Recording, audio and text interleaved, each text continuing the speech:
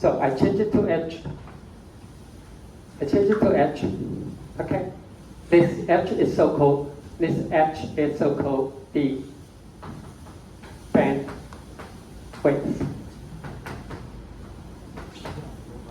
This is called band width. That's it.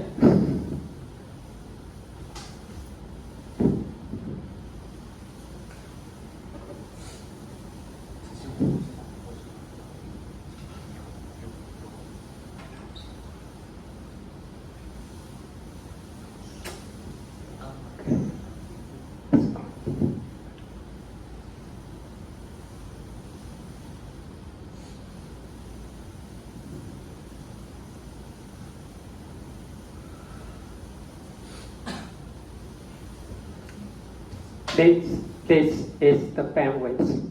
This is the bandwidth. Okay? So something like this. It is based on the so-called density. So first you check for the bandwidth for the spatial information. The other one you check for the color information.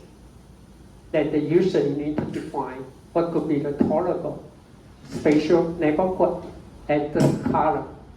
You know what I'm saying? 这个就是你在用，就像这个例子，你假如说都要一个都不差，那就只有10，它的几率呢，看到的几率0.3。可是呢，假如它的差异呢不大于2，你都认为是一样的，那它的几率呢就0.6。That's it. That's so-called. If you will take the DP data pattern class next semester, okay. Talk about more, but just to let you know what I'm talking about. Because the mission is based on the kernel density, okay? It's based on the kernel density. So let's go back to here, okay? So this is the kernel. So for our case here, the kernel, if this is less than 2, it tries to define, oops. This is the top hat kernel, okay? So-called the top hat kernel. If the difference, this is x. If the value, okay, if the value with the value is less than 2. So you can think of this as the h. If the value is less than 2, then you will return 1. Otherwise, you will return 0. Okay, you know what I'm saying? So this is the so-called top hat kernel. This is a top hat kernel because everything is less than 2. I will give it a count of 1. And everything outside the difference of 2, you will return the value of 0. This is so-called the top hat because it looks like a top hat. 这个高帽子的。Now, let me ask every one of you. If you don't like, I mean, this is so rigid because if the difference is less than 2, then I would say there's no difference. What if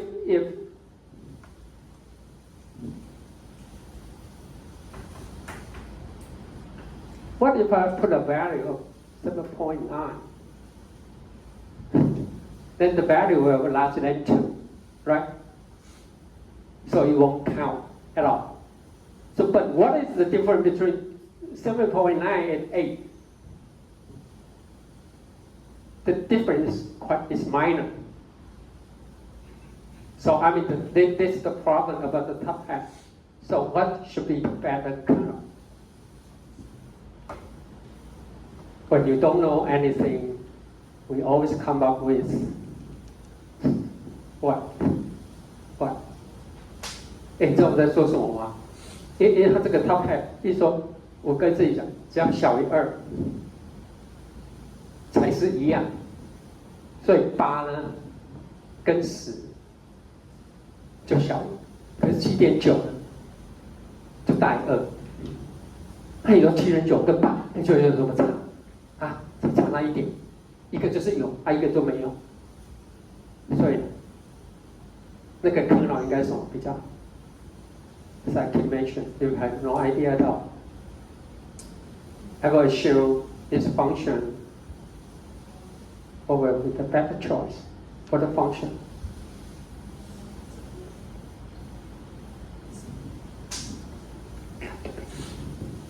What? No. The Gaussian, of course, could be a better, right? I mean, when the value is so far away from 2, then the value will be close to 0, but it won't get 0. But for top hat, everything larger than 2, then you got 0. But everything for Gaussian distribution, when everything larger than 2, then you still have some value, right? Then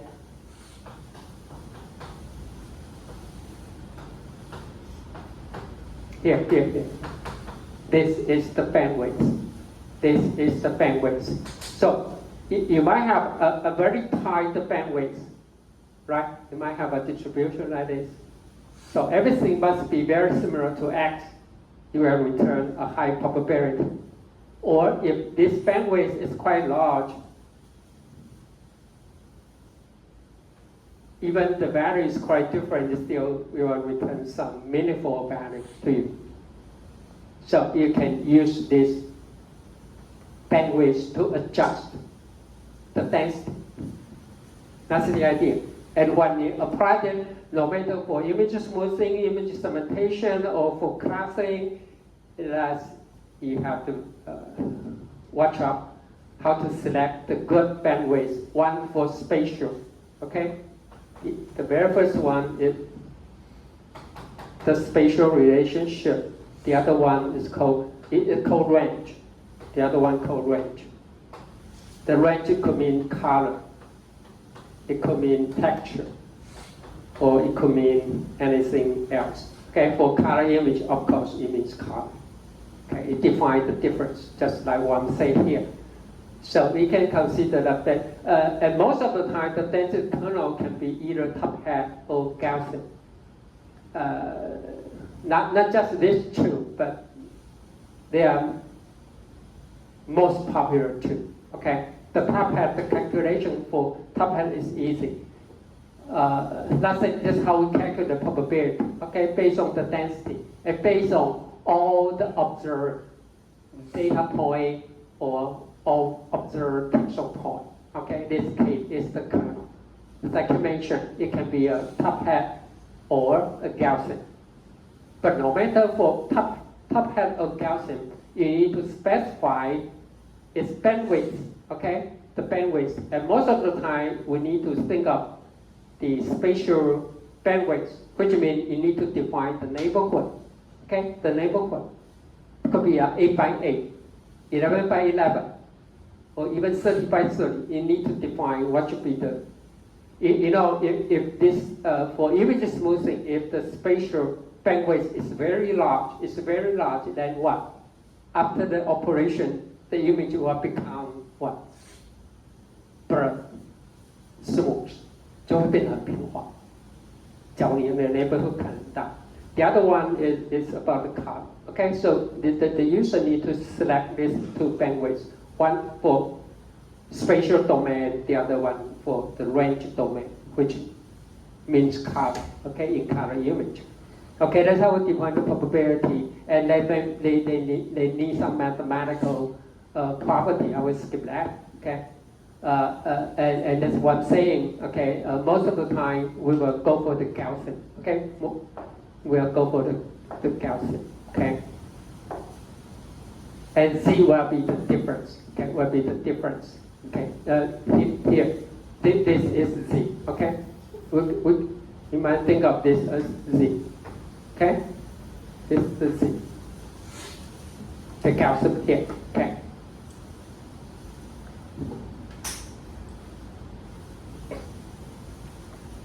I will skip a little bit, but the kernel it can write down as this form for some constant. Okay, for some constant C, and the small k here is called the profile of the kernel. Okay, called the profile of the kernel, and then I just skip it. I will skip it. a lot of, because it needs some background information. And then we calculate the gradient, okay? We calculate the gradient of the kernel, the gradient. This means the gradient, just T2, okay? Means if there's only a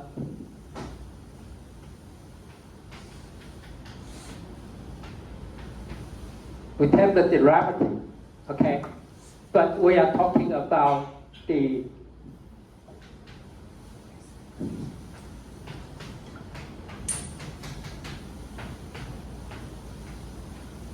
then this will becomes a gradient. Okay, we are talking about more than one dimension. For this case, we image have a 2 dimension. So you need to take the derivative for the along the x-axis and y-axis, and this is so-called the gradient. Okay? And it will always look for the direction, right? With the maximum gradient. 它会找那个梯度最大的方向。It will trace along the gradient direction. And this, because this is a gradient is a vector, okay? A gradient is a vector. A gradient is a vector. Then when I say it's a vector, it will give you 2 informations. One is about what? Slope. The magnitude, right, the slope, the direction. The other one will be the magnitude, okay? The magnitude, okay? 好，只要谈到 gradient， 我们在谈方向。好，向量有向量方向。Okay? It will give you the length, right? The length, and also the direction.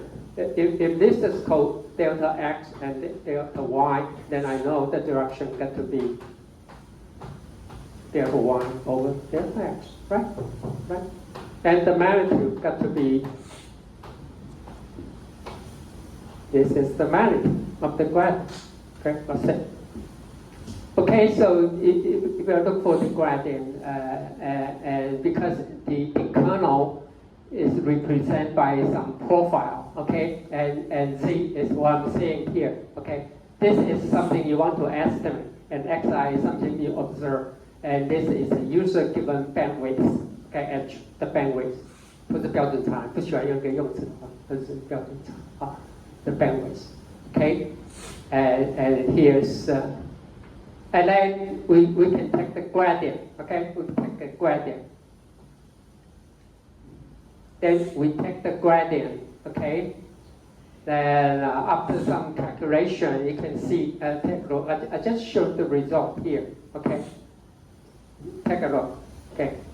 Especially for the second terms here. Take a look. This is xi.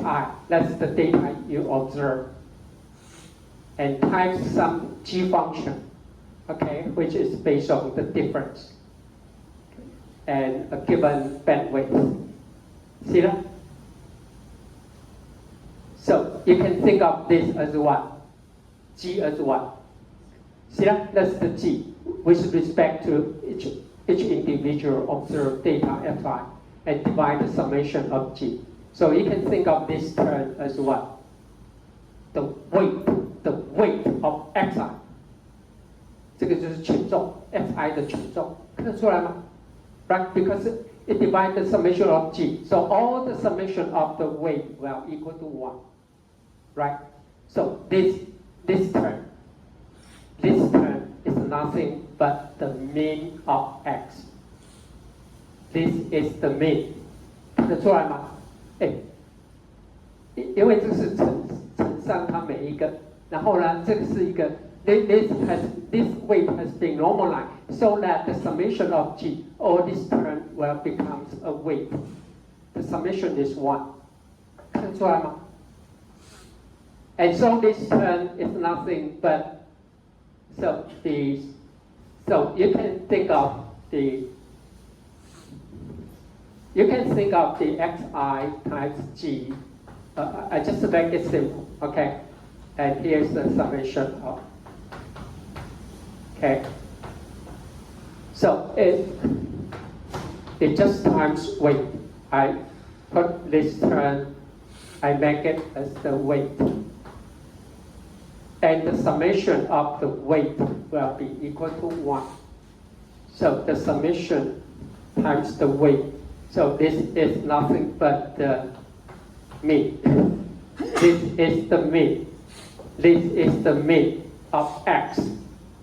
Okay? And then it subtract x. That's something you want to estimate. So this is the mean. This is the current location of x. That's why it's called mean shift, because this is the shift. This is x is the current location, or this is location which shifted by delta x. See that? 这个是 x 的 mean 嘛，这是目前的那个点。And this term is the difference. When I say different, I mean the shift. Okay? Everyone follow me? So it means what? In image,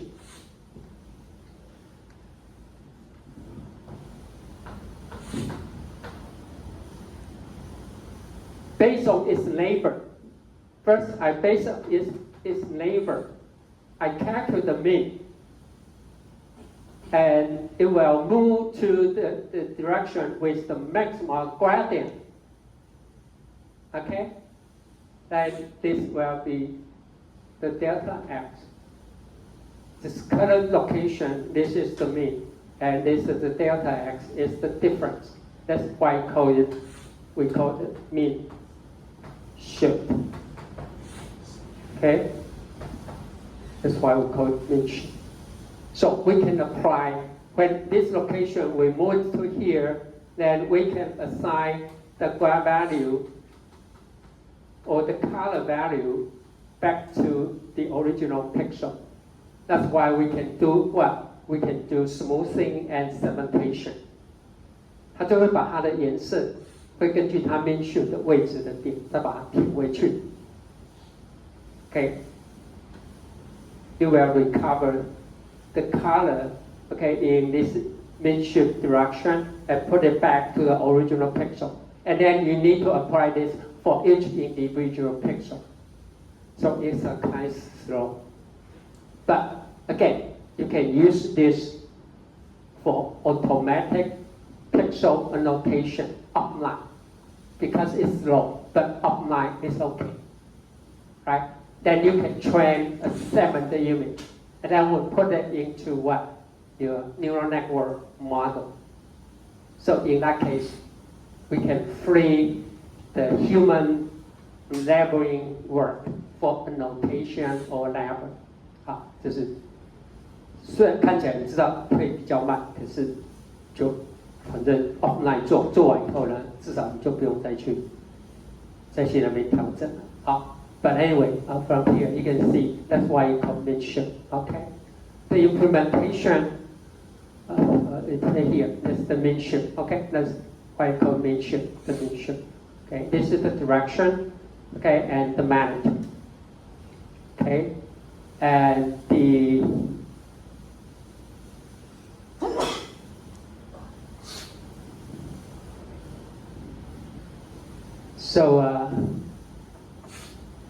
here give you some, for image segmentation, just give you some idea. So first, the kernel function is divided into two small kernel functions. One is called KS, one is called KR. Okay, KS is for spatial. Okay, it defines the spatial relationship. And KR to define the color relationship of texture. 好，所以第一个 kernel 它用两个函数来代表，一个呢是代表它的空间，一个代表它的颜色。So anyway, no matter what, you need to specify two bandwidths. That's when you apply the image processing tool for the user. Like you need to define HS and HR. Okay, that's the bandwidth.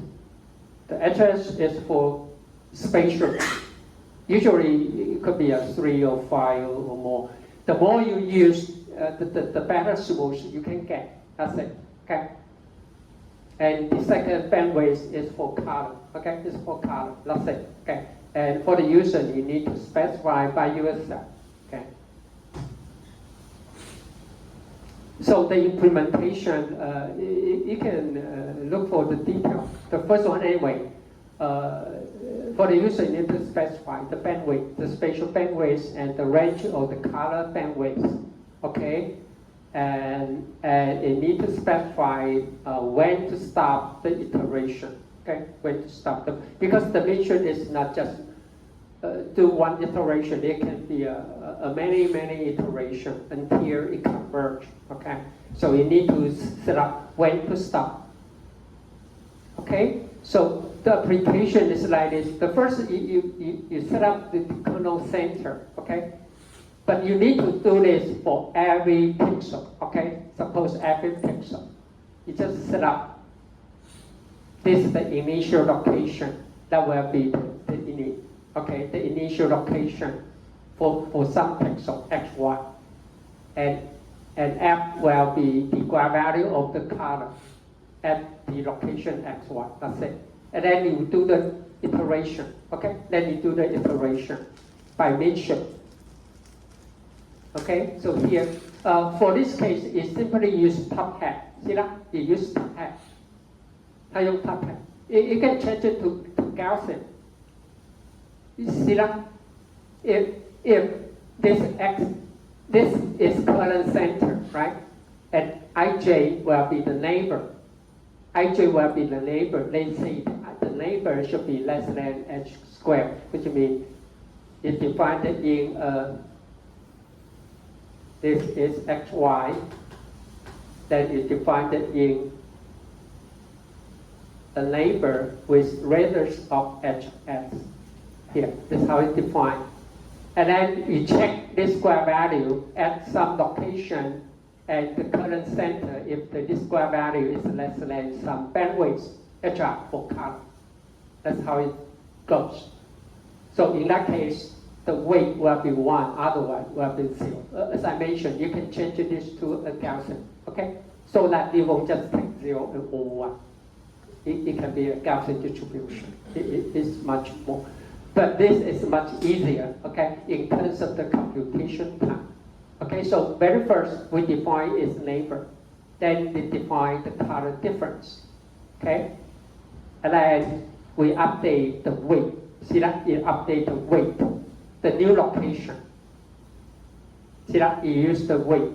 This is the weight, and times the x coordinate and y coordinate, and update the color. See that? See that? Okay, based on the weight here. So as I mentioned, it can be a top hat or it can be a Gaussian. Okay. So anyway, just try to update the x coordinate, y coordinate, and the graph value. Once you have this graph value and you do a lot of iteration, finally, then you will check the difference. Okay. The difference in x-axis, y-axis, and the color. And if the shift is quite small, then we stop it. Otherwise,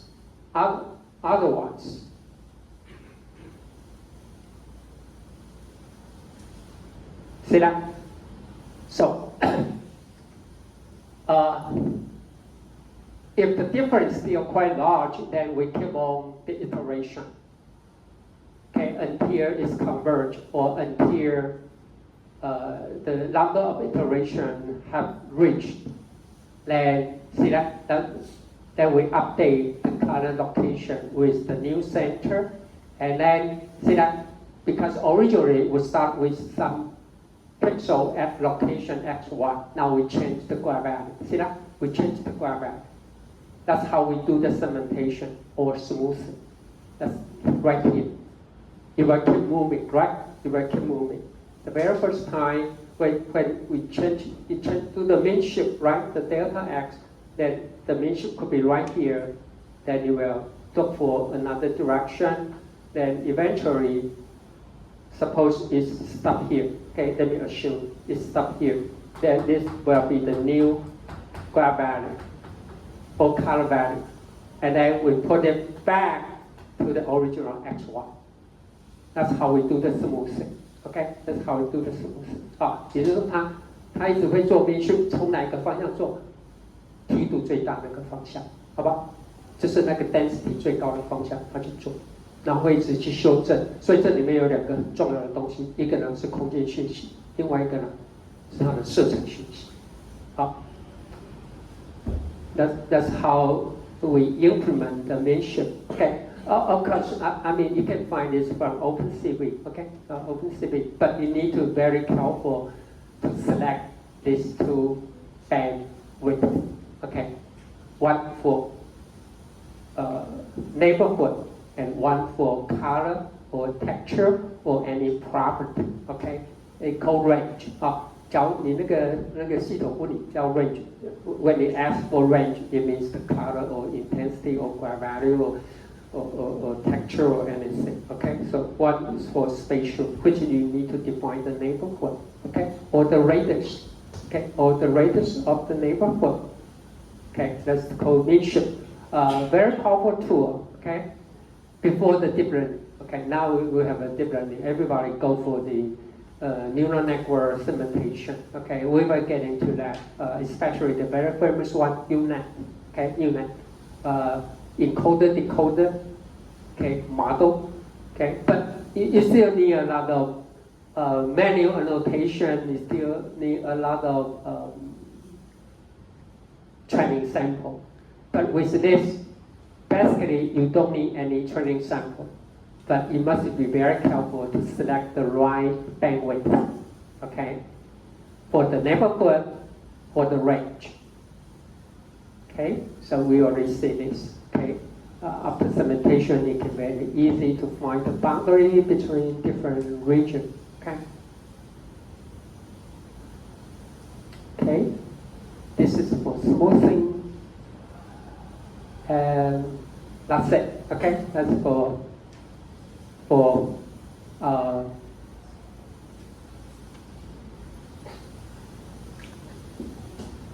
the segmentation. Okay,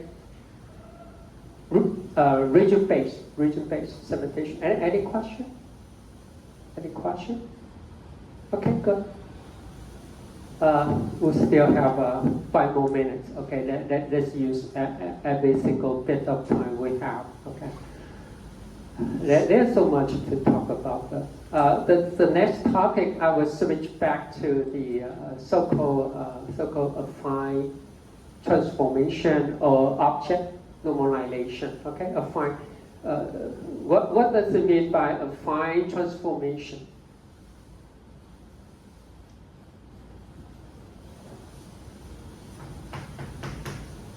I want to shift the pixel location defined by x1 into a new coordinate. Let me call it s prime, y prime. Okay? So if the transformation is simply given by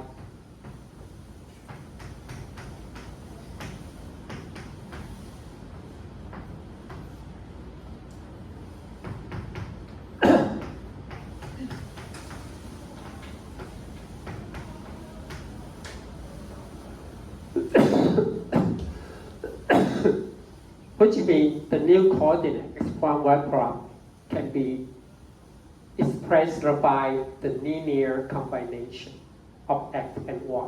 That's so-called affine transformation.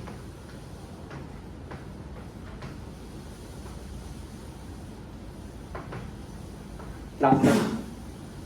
But it means what? It means the translation. You translate an object, some location, into another location. Or you rotate. You rotate the object, okay, to another. Or you change the scale. Okay, change the scale.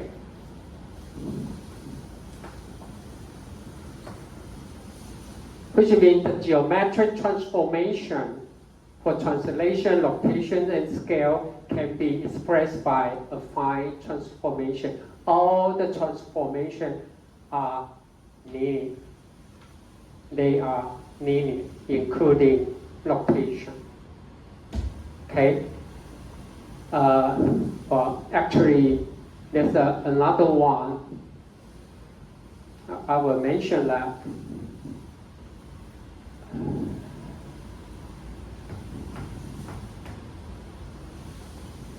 Called schooners.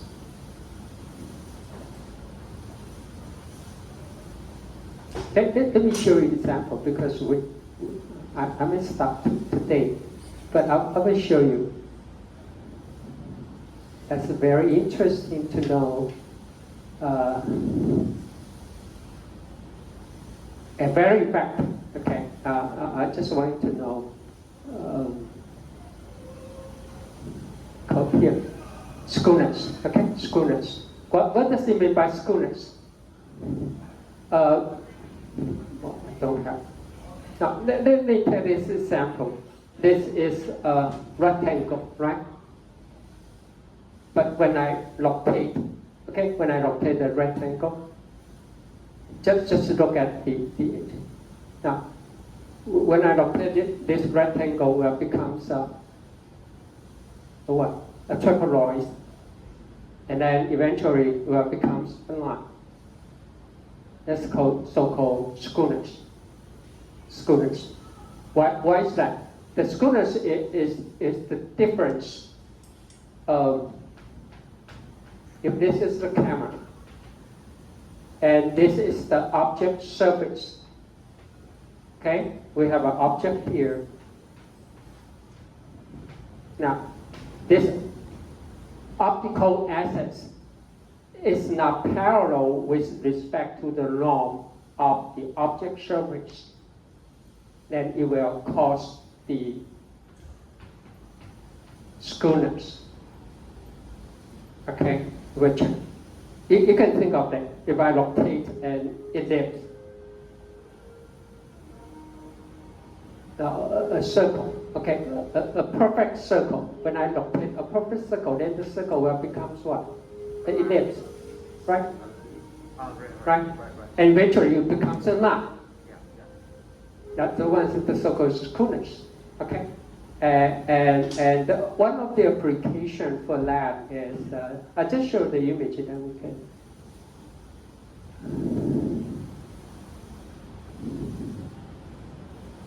This is one of the, this is the license plate, okay? See that? This is the screw. It is very difficult to identify the character from here. And this is after the schooner's normalization. There's something you do. Then it's much better to read, right? THY. From here, it's almost impossible to recognize the character or the letters here. Okay, this is the original, and it rotated by 85 degrees. Okay, and we can put it back.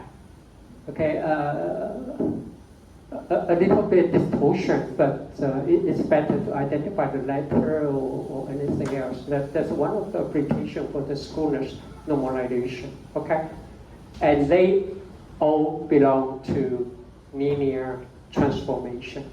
Even for the schooners normalization, I will talk about this. Okay, because it's very important for robotics or for assembly inspection. Okay.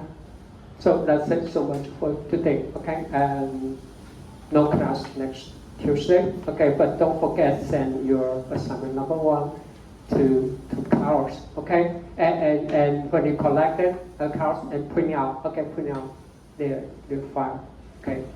And bring that to me on next Wednesday, okay? Okay, so that's it, okay? Okay, so have a wonderful holiday, okay? Good. Okay, see you. Well, not next week, okay, 2 weeks from now, okay? Okay.